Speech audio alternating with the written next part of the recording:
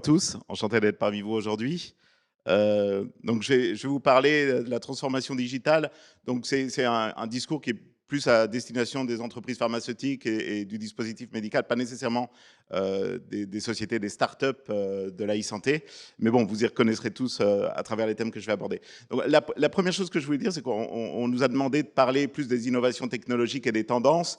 Mais comme Claire revient du CES, elle vous a amplement exposé toutes les dernières tendances, donc je ne vais pas revenir dessus, je vais revenir dessus brièvement, et je vais passer une plus grande partie de ma discussion aujourd'hui sur tous les problèmes qu'on rencontre et les difficultés de la transformation digitale et comment adresser ces problématiques-là, plus que les innovations technologiques. Parce que si vous cherchez sur Google, vous allez trouver rapidement que 70% des projets de transformation digitale échouent. Et si vous regardez sur ChatGPT, vous trouverez carrément toute ma présentation en entier. Et donc, ouais, c'est quelque chose qui est communément admis. Donc, on va regarder cette problématique-là un peu plus en détail. Donc, d'abord, je vais quand même parler un peu des tendances. Alors, les tendances que nous, on voit, donc nous, on est cabinet de conseil, on aide les industriels à faire leur transformation digitale. Et la grande tendance qu'on voit, alors je sais que c'est pas hyper populaire dans le monde de la santé à cause de la sécurité des données, mais c'est ce qu'on appelle la cloudisation, c'est transporter vos data sur le cloud et utiliser des outils qui permettent d'analyser ces données sur le cloud et la puissance de calcul que le cloud permet et le partage que le cloud permet.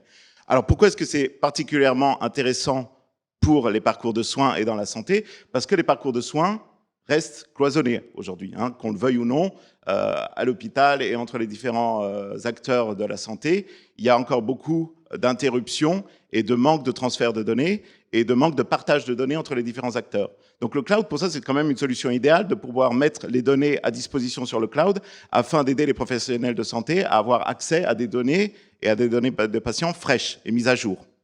Et donc, ça les aide à collaborer tout au long du parcours patient. Donc, ça, c'est très important et très utile.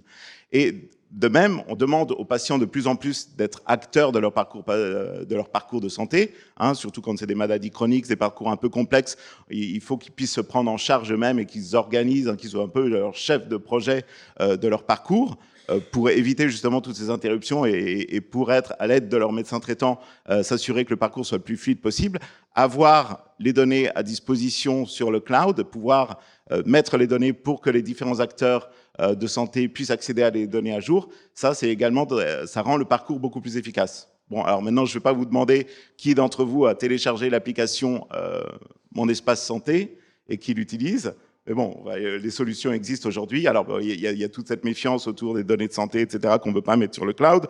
On a toute cette méfiance. Bon, en même temps, moi, j'ai demandé à mon fils l'autre jour, il devait aller à l'hôpital faire un examen, s'il avait bien activé son espace santé. Il ne l'a pas fait parce qu'il se méfie. Bon, en revanche, il n'a aucun problème pour utiliser TikTok. Bon, voilà. Donc, c'est aussi un problème de perception par rapport à tous ces outils et par rapport à ces problématiques, plus que de réalité, parfois. Ensuite, alors, lié au cloud, on a évidemment l'intelligence artificielle. Alors l'intelligence artificielle, c'est pas nouveau, ça existe depuis un moment. Quand j'ai fait mes études il y a 25 ans, 28 ans, on parlait déjà des réseaux de neurones, etc. C'est pas une nouvelle technologie, mais c'est une technologie qui maintenant on passe de plus en plus de la théorie à la pratique. On voit qu'elle est de plus en plus utilisée, encore une fois, grâce au cloud et grâce à l'accès des données dans le cloud et la massification des données dans le cloud. On a besoin d'avoir des algorithmes qui puissent gérer cette abondance de données et qui puissent extraire de l'intelligence de ces données. Et tout au long du parcours, on a aujourd'hui des solutions qui permettent de fluidifier encore une fois le parcours. Quand on commence dès ce qu'on appelle la prévention primaire, aujourd'hui il y a une société qui s'appelle Medvir qui développe une solution qui permet de faire une sorte d'anamnèse. En fait, vous arrivez comme patient à l'hôpital, aux urgences, vous dites vos symptômes en langage réel et il va proposer déjà au médecin qui va vous prendre en charge 3 ou 4 diagnostics les plus probables. Donc ça fait gagner beaucoup de temps. Et ensuite, il y a d'autres solutions d'intelligence artificielle qui permettent de prendre le relais tout au long du parcours. Donc moi, je suis issu du monde de la radiologie, dans le diagnostic et dans la radiologie en particulier. Il y a beaucoup d'applications maintenant qui aident à faire du diagnostic, qui aident à la détection des lésions, qui aident à la caractérisation des lésions, qui aident à faire le rapport et le résumé, le standardiser, automatiser toutes ces tâches. Donc il y a toutes les solutions qui existent. Bon, maintenant, la complexité, c'est de les faire utiliser, parce que les radiologues, ce qu'ils veulent, c'est utiliser l'intelligence artificielle si ça leur demande pas plus de clics et si c'est plus rapide pour eux. Si c'est ouvrir une autre application en plus de ce qu'ils utilisent déjà, ils vont pas le faire. Donc il y a encore des progrès à faire dans ce domaine-là, en fait, de passer toujours de la théorie à la pratique. Mais la tendance est là et elle s'accélère. Alors ensuite, une dernière grande tendance. Alors, c'est pas nouveau, hein, Value-Based Healthcare. Ça fait depuis des années qu'on en parle. Ça a été un peu remis au goût du jour depuis le Covid, hein, parce que le Covid a fragilisé, a été une épreuve pour les systèmes de santé et pour leur financement. Et du coup, Value-Based Healthcare, bon, même si ce n'est pas le système idéal, parce qu'il est complexe et il est difficile à mettre en œuvre, ça reste quand même la meilleure solution pour essayer de viabiliser les systèmes de santé. Donc, je vous rappelle le principe de Value-Based Healthcare, c'est qu'on mesure le long d'un parcours patient l'ensemble des coûts associés pour arriver à un certain résultat, un outcome patient, et on cherche à optimiser en permanence le outcome du patient, le fait qu'il aille mieux, qu'il se sente mieux, et qu'il ait une meilleure expérience, divisé par les coûts pour atteindre ce résultat. Hein, c'est une sorte de profit du système de santé, mais traduit en bénéfice pour le patient. Donc l'objectif de Value-Based Healthcare, c'est de s'assurer qu'on va en permanence, dès qu'on a un nouveau traitement, une nouvelle initiative de prévention de traitement, qu'on va s'assurer qu'on maximise ce ratio outcome sur coût. Alors pour faire ça, il faut quand même mesurer ces outcomes et ces coûts. Et pour mesurer ces outcomes et ces coûts tout au long du parcours patient, il faut digitaliser le parcours patient pour prendre les données et pour pouvoir avoir accès à ces mesures d'outcome et de coûts que j'ai représenté sur la page là. Hein, c'est pas des Pac-Man là, les disques, c'est les outcomes et les coûts. Alors c'est pour illustration, hein, c'est pas vraiment proportionnel, mais ça vous donne aussi une illustration de comment on peut utiliser Value-Based Healthcare grâce à la digitalisation des parcours patients et grâce à ces données. Vous voyez que probablement, sur toutes les activités de prévention et de dépistage aujourd'hui, qui sont quand même sous-dotées, sous-financées, parce que les systèmes de soins ont été construits sur le soin, les systèmes de santé ont été construits sur le soin et pas tellement sur la prévention ni sur le dépistage. Du coup, ce sont un peu les moins bien lotis. Mais un filtre comme Value-Based Healthcare permet de comprendre à quel point la prévention et le dépistage peuvent être importants dans un parcours de soins et permettre de rediriger des financements sur ces activités-là qui consolident en fait nos systèmes de soins. Donc vous voyez, ça c'est un cercle vertueux en fait. Voilà. Donc ça c'est pour la partie dernière tendance technologie. Le temps passe vite. Maintenant je vais passer donc le reste de ma discussion sur les 70% quand même les plus importants dans la transformation digitale. À notre avis, c'est le fait de bien s'assurer que la conduite du changement et que la transformation soit gérée. Parce qu'elle ne se passe pas toute seule. Ce n'est pas en ayant une série d'initiatives bottom-up un peu dans tous les sens, et après on essaye de regarder les trucs qui accrochent et on se focalise là-dessus. Ce n'est pas tout à fait comme ça que ça marche, malheureusement, en fait. Donc il y a un certain nombre de choses qu'il faut anticiper et organiser dès le départ, justement, pour s'assurer du succès de sa transformation digitale. Donc je vais évoquer les 3 points aujourd'hui. Alors, il y en a beaucoup plus, hein, des points, mais là, nous, c'est notre observation quotidienne avec nos clients. C'est l'association, associer les métiers et tous les métiers dès le départ. Et comment, alors la présentation tout à l'heure de Roche expliquait comment il faut mettre aussi les utilisateurs au cœur de la conception des solutions et ensuite anticiper les problématiques de passage à l'échelle. Alors, associer les métiers. Donc, associer les métiers, dès le départ, il faut s'assurer, et quand je dis associer les métiers, en gros, on va avoir des business units, on va avoir les équipes digitales, et des équipes IT. Parce qu'au bout d'un moment, il y a quand même des infrastructures IT qu'il va falloir modifier, adapter et insérer les solutions dans l'IT.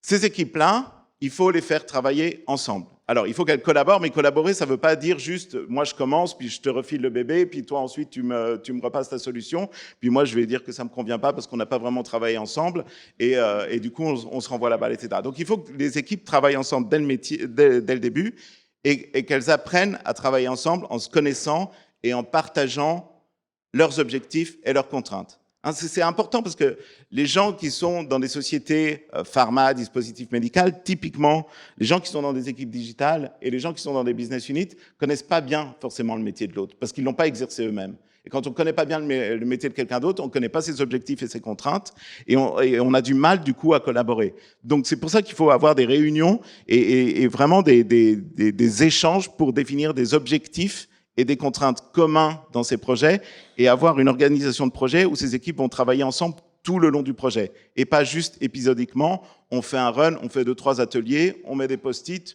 une photo sur LinkedIn et hop, c'est bon.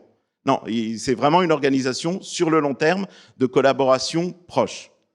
Alors, une façon d'organiser cette collaboration, c'est aussi de fédérer par la valeur créée, hein, et d'être clair sur la stratégie des projets digitaux, de la valeur créée pour l'entreprise. Qu'est-ce qu'on veut créer pour l'entreprise? Du coup, qu'est-ce que ça crée pour la business unit? Comment le digital contribue? Et c'est un problème commun, un objectif commun. Ensuite, alors, mettre les utilisateurs au cœur de la conception des solutions. Alors, on disait tout à l'heure, on pense tous qu'on met les utilisateurs au centre de nos solutions. Encore une fois, je sais, à peu près 40% des solutions, des applications en santé sont considérées par les utilisateurs comme pas du tout user-centric. 40%, c'est beaucoup, hein. Et si une solution n'est pas user-centric, vous pouvez imaginer que personne ne va l'utiliser, hein. Déjà, vous voyez vous-même, hein, quand un truc n'est pas fait pour vous, c'est un peu rébarbatif. Je vous donnais l'exemple des solutions d'intelligence artificielle dans la radiologie. Moi, quand je parle à des radiologues, ils me disent en permanence, bon, bah, le jour où ça sera fait pour nous, on va l'utiliser. Mais là, pour l'instant, il y a quand même plein de trucs. On a du mal à s'y mettre parce que ça nous fait perdre plus de temps que ça nous en fait gagner aujourd'hui, même si ça a l'air bien. Donc, pour ça, il y a des méthodes. Le design thinking est absolument adapté à la transformation digitale. Encore une fois, le design thinking, il est organisé à la fois pour que votre solution soit centrée sur l'utilisateur d'un côté et soit aussi utile à votre organisation. Donc, il faut avoir le bon mix, hein. Le problème, c'est qu'on a tendance à faire une solution qui est utile à notre organisation, qui répond aux besoins de notre organisation, parce que bon, c'est notre payeur, et il faut qu'on trouve le bon trade-off. L'autre difficulté, c'est que l'utilisateur, en fait, c'est souvent externe à notre organisation. Donc, un utilisateur externe à notre organisation, il est plus difficile à atteindre. Ça demande beaucoup plus d'efforts et d'organisation que si on a un client interne pour une solution interne. Mais là, quand on parle de solutions sur le parcours patient, on parle vraiment d'utilisateurs qui vont être soit des cliniciens, soit des patients. Il faut s'assurer qu'on atteigne ces gens-là, qu'on leur demande quels sont leurs besoins, quels sont leurs irritants, et qu'on les prenne en compte, et qu'on les intègre dans les solutions. Ça, c'est hyper important. Et ensuite, il faut que la solution soit aussi facile à utiliser. Et ça, pour ça, nous, les Français et les Latins, on n'est quand même pas les premiers de la classe pour ça, par rapport à nos collègues anglo-saxons. Regardez Apple, Tesla, etc. Ils ont des interfaces utilisateurs hyper intuitives, hyper faciles à utiliser.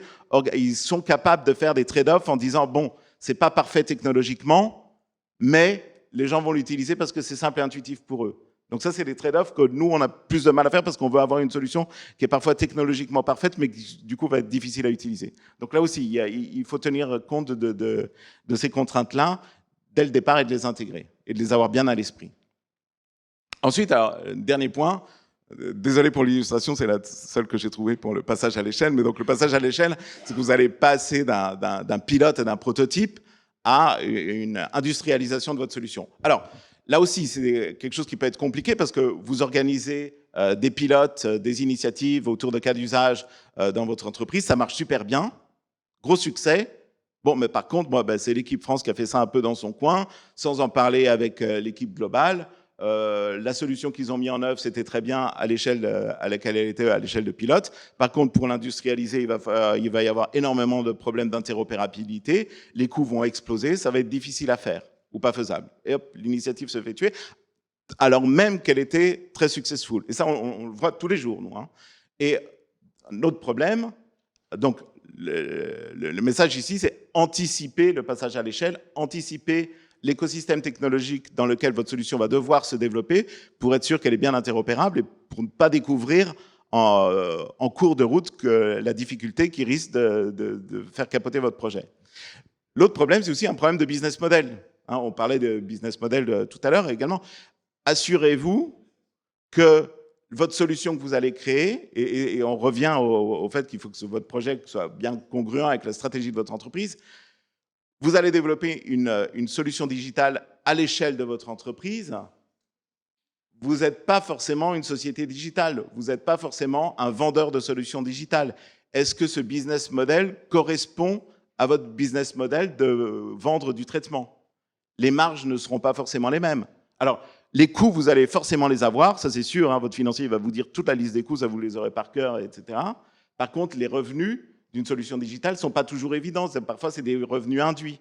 Donc vous voyez, le business model, il faut quand même bien le comprendre et l'accepter dès le départ et s'assurer qu'il ne va pas être dilutif par rapport au business model de votre entreprise. Parce que si votre entreprise voit que finalement, elle y perd plus d'argent qu'elle y gagne, donc tout ça, c'est des choses qu'il faut, encore une fois, anticiper, prendre en compte dès le départ et bien intégrer. Donc, je vous rappelle, 3 piliers. Alors, je ne cherche pas à vous décourager, je cherche juste à vous alerter sur les points de difficulté qu'on rencontre souvent pour que vous puissiez les prendre en compte et les anticiper dès le départ. Donc, associer les métiers, mettre l'utilisateur au cœur de la conception de vos solutions et anticiper le passage à l'échelle, que ce soit au niveau technologique et au niveau business model. Et je vous remercie pour votre attention.